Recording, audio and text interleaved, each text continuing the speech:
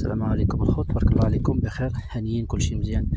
انا كنتواجد حاليا في الضيعه ديالي المتواضعه الصغيره، كنجي نعمل فيها هذه الهوايه ديالي ونعطيكم واحد المعلومه من هذه الضيعه البسيطه. شوف ما شاء الله الناس كتمشي تشري الزريعه وباش كيزيدوا على الفلاح كيقولوا هذه يعني بودره او بطاطا ديال هولندا وكيبيعوها بواحد الثمن خيالي، واحد الثمن 15 حتى 18 حتى 20 درهم للكيلو الزريعه.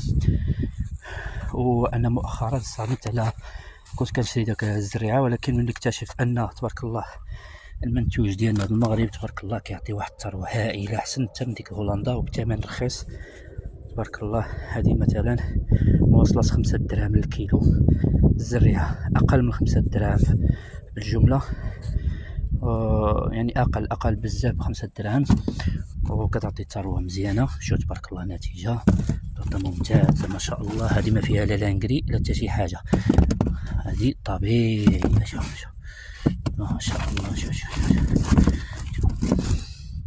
الخيرات. لهذا كنقولوا للفلاحه ما نشجعوش داك الشناقه اللي كيبيعوا لنا بطاطا هولندا، كيقولوا لنا هولندا، حنا ما خصنا لا هولندا لا بلجيكا.